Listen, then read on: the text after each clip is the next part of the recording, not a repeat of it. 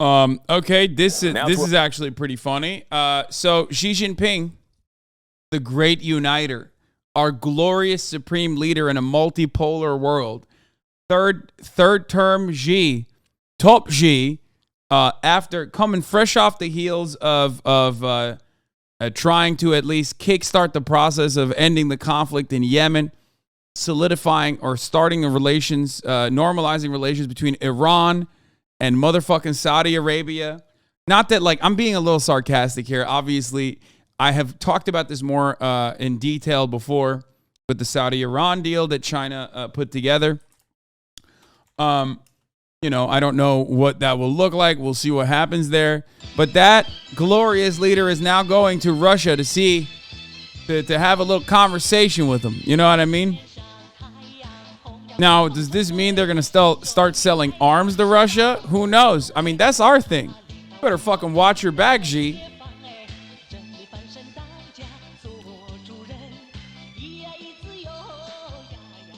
Let's see what he has to do. Let's see what he's going to do. If China ends the Ukraine-Russia war, can you imagine? Dude, that's not happening. That would be insane. A major development anyway, let's take a look. The direction of the war in Ukraine. We learned this morning that Chinese President Xi Jinping will visit Russia next week to meet with Vladimir Putin in an apparent show of support. This comes on the heels of a mid-air confrontation between a U.S. surveillance drone and Russian fighter jets over the Black Sea. Video released by the U.S. military shows the moments before one of the jets clipped the drone Tuesday, causing it to crash. Weijia Zhang is at the White House. Weijia, good morning. Good morning. Chinese officials say Xi will be meeting with Putin from Monday through Wednesday of next week. It will be their first meeting in 6. Oh, God, I'm like trying to figure out how to do this. Xi Jinging on my ping to like come. I mean, Xi is the correct way to say it. Isn't it Xi Jinping?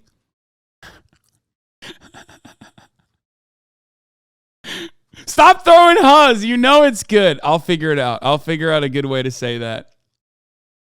6 months and comes after Xi secured his historic third term as president. This meeting in Moscow also sends a strong message to Washington as tensions between both countries and the U.S. remain high. Chinese President Xi Jinping and his Russian counterpart Vladimir Putin last met in September 2022. Now, just over a year into Russia's invasion of Ukraine, the two world leaders are planning to meet again Monday. Both countries made the announcement Friday. Oh, God, I want to go to China so bad. Now that I did Japan, I got to go to China, dude. Holy fuck. Please, please. Dear leader, please allow me into your glorious nation. I want to see these tier 1 cities so bad. I want to ride the fucking high-speed rail so bad, dude. Holy fuck. The Kremlin releasing a statement saying the two leaders will discuss the development of a partnership and will also... We're making fun of Chinese names, huh? Yeah, baby. The number one Don't Stop Asian Hate broadcast in the United States of America. Me. I love the you're being quite xenophobic, sweeties, in the chat, dude. You will not find a stronger defender when there are defensible things that China does than me, motherfucker. Shut the fuck up. Sign important bilateral documents. This comes on the heels of a report by Politico that Chinese companies have been sending assault rifles, body armor, and drone parts to Russian entities. The shipments took place between June and December of 2022, according to customs data, unconfirmed by CBS News. On the Takeout podcast, White House spokesman John Kirby told Major Garrett Thursday China should think twice before providing lethal weapons to Russia. We don't believe that it's in China. China should think twice. That's our game, bro. Chill. Damn, man, you can really order anything out of AliExpress? Yeah, I mean, quite literally, as a matter of fact. Here it is. Exclusive. Chinese-made drone retrofitted and weaponized downed in eastern Ukraine. Sea drones used by Russian military. China is selling on Alibaba. So, yeah, when you say, like, damn, you can buy anything off Alibaba. Yeah, no, literally, like, you can, actually. You can buy the fucking tunnel boring machine on Alibaba, dude. Like, you can buy anything on AliExpress. Dude. These motherfuckers about to sell a Hadron Collider, okay? It's like not even that expensive, too. What the fuck? Like, this is a car and it's half off. Like, should I buy this? I got a bunch of streamers together to buy one of the boring tunnels. Boring tunnel machines. There's no way there's free shipping for this. There's a 75-day buyer protection money back guarantee too. You could buy anything but Jack Ma's Freedom. Yeah, why would I do that? Not gonna lie, some of the mountains in the United States deserve a hole in them. You can make it happen. Dude, that'd be so fun. You'd be a fool not to buy the open box 50% off free shipping boring machine. I don't know where to put this, dude. CBS, Xi is selling weapons to Russia. Reuters, Xi is trying to broker peace in Ukraine. Booyah, 69. Thank you for the 5. Get the subs. I mean, I think the truth is somewhere in between. I understand the whole anti-hegemonic angle and the obvious economic benefits of a partnership with Russia, but I still don't see why China considers this worthwhile, considering the way they've been trying to stay out of the crosshairs of the West as much as possible while they build up power and prosperity. It's one of those expending political capital situations that doesn't add up to me. I agree. I said this already.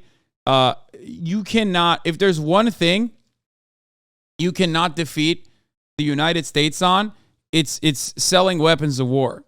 So I don't understand what diplomatic purpose this would have to continue the efforts and give a lifeline to Russia in any meaningful capacity. Like staying on the sidelines and simply stating from afar, like, oh yeah, well, maybe you shouldn't do that, but we're just not gonna, give our immediate support to the West. That alone, like the Indian style of diplomacy, the Indian diplomacy in this circumstance, I think is more beneficial if you are trying to be a world power, a superpower in this field. It's like, that's what India did. India was like, oh yeah, we love the West, but also like, we're not really going to say something too bad about Russia now, so they can get Russian gas and oil and sell it to the Western world, right? At a higher markup, being the mediator. That's like great. It's great for them. Don't really understand why China is not, if China is like straight up fucking dumping weapons into Russia, they're not going to make enough money off that. It doesn't make sense. The weapons were private orders, not sent by the government. Yeah, but nothing in China happens without the scrutiny of the government. Let's be real. China's best interest to be on that side of the war in that way to help. That's like saying the pipelines blew up completely outside of the purview of the United States. Like, come on. Mr. Putin slaughter innocent Ukrainians. We don't believe it's in China's best interest, but obviously that they'll have a choice to make. Just days ago, a Russian fighter jet collided with an unarmed American drone, forcing it to crash into the Black Sea. Video released by U.S. officials Thursday shows the Russians making 2 passes from behind the drone, dousing it in a cloudy stream of jet fuel before clipping it. To demonstrate publicly what type of actions the Russians had taken, we felt that it was important to provide this imagery.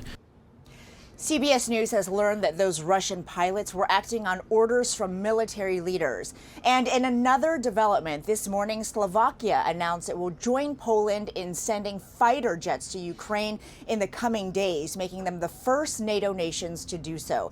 The White House says that decision does not impact the U.S. assessment that Ukraine does not need fighter jets right now, and the U.S. does not plan to send any. Oh, shit. Chill, bro. Poland, on the other hand, Paul Keating, China has committed the largest sin in the eyes of the United States. What is the sin? To develop an economy as big as the United States? Oh, shit. Committed in the eyes of the United States. The great sin of internationalism. And what is that sin? To develop an economy as big as the United States. That's the sin. The Americans will never condone or accept a state as large as them. I'm going to be honest with you. I'm just not fighting in this, okay? Like, I don't know about you guys. But I'm not fucking fighting in this, okay? Straight up. I don't give a fuck. I'll go live in a mountaintop. I don't give a single fuck. You know what I mean? Conscientious objector status immediately.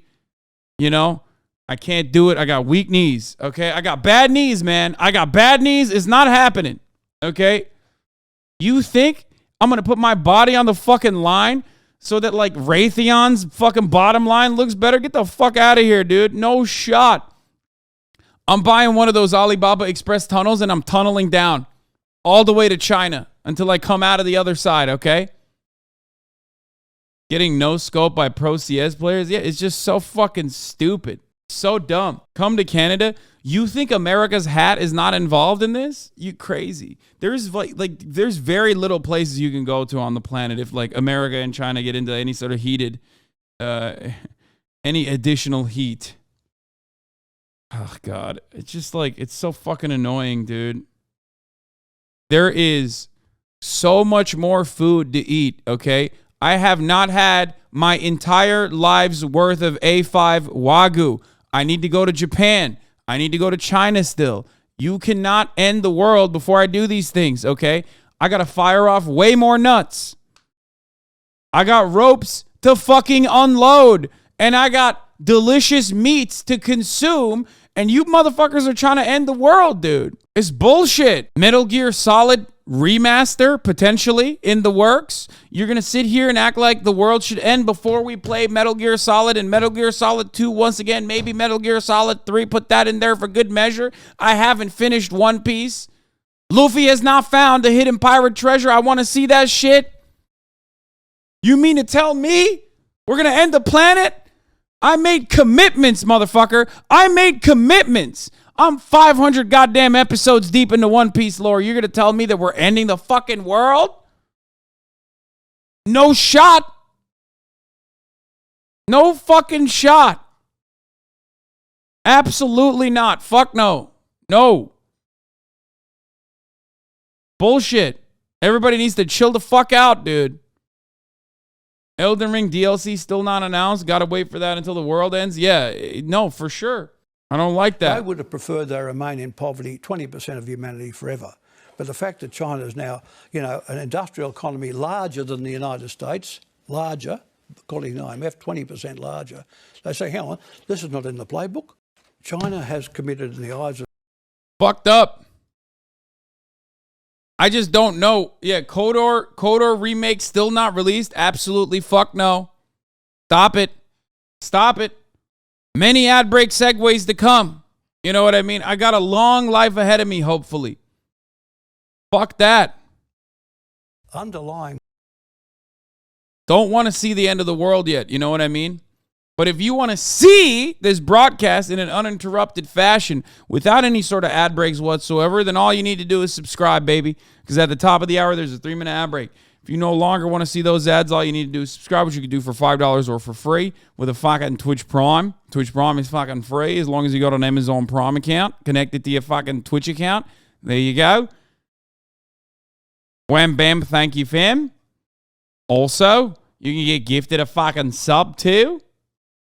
Evil Ez, thank you for the 5 get this subs. NP Shocky, thank you for the 5 get this subs, allowing 10 people to no longer see the fucking ads at the top of the hour. Very fucking nice. Nice. You're too old to be conscripted anyway. It doesn't matter. If the world fucking ends, it just ends. You know what I mean? Here's a 3-minute ad break now. All this stuff about the need of nuclear power is the idea. I go fucking warm up my chicken. Us, or will threaten us. Now, this is a distortion and it's untrue. China does not threaten the United States. Nobody can threaten the United States. It's got 10,000 kilometres of sea between the Chinese coast and California. It's got the Atlantic Ocean on the other side. It has a massive country with in space, land mass and friends in Canada on the north and Mexico on the south, and the greatest armaments in all history. China has committed in the eyes of the United States the great sin of internationalism. And what is that sin? To develop an economy as big as the United States. That's the sin. They've got as big as the US. The Americans will never condone or accept a state as large as them, and that's what China presents. China's mere presence. I mean, they would have preferred they remain in poverty, 20% of humanity forever. But the fact that China is now, an industrial economy larger than the United States, larger, according to IMF, 20% larger, they say, hang on, this is not in the playbook. This is not in the playbook. What an affront. This is about the maintenance of US strategic hegemony in Asia. Now, this is a country which has no land in the metropolitan zone of Asia. There's no US in Asia. It's 10,000 kilometres across the Pacific to the coast of California. So they are not a metropolitan Asian power, but they claim to be and wish to be the primary strategic power in Asia.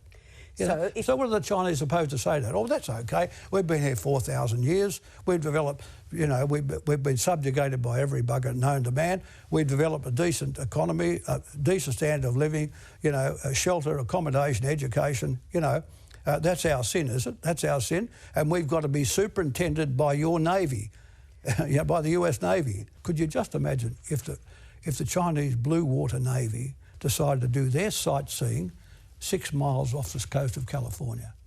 Could you imagine the brouhaha that would go on?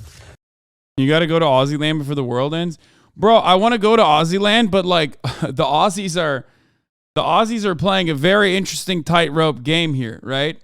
Because on the one hand, you got like Australia's entire economy being reliant. Okay, entire economy being reliant on China. Okay. On the other hand, they're getting nuclear submarines from the United States of America. Okay? And what I don't understand is like, bro, you are not the Philippines. Like, what? You're going to turn your country into a fucking, a sea base? Kind of slazy with it. You just don't fucking get it. Friendly Geordies and boy will protect you. Mate, friendly Geordies can't even fucking protect his own fucking house. The fuck do you mean? Bro, Friendly Geordies is currently, like, literally having his fucking home firebombed. What do you mean? He's perhaps the worst person to hang out with if I'm in fucking Australia, dude. If I'm trying to evade scrutiny from any kind of government whatsoever. Out of pocket, bro. I mean, it's so fucked up. Give every citizen in Perth a javelin and this war will be over so fucking quick. Don't stop, mate. We need those subs to defend our small island nation. No, it's just money. It's a money-making operation. You're going to be able to make, like, submarines. You're going to make nuclear submarines. That's going to be a jobs provider for the Aussies, right? But it's also additional fucking protection, right? And by that, I mean you'll be able to surveil Chinese activity in the fucking sea, right? That's not a fucking accent. Yeah, all right. Well, everyone knows what. Any non-Aussie who says they like Vegemite is no taste buds and should be locked away.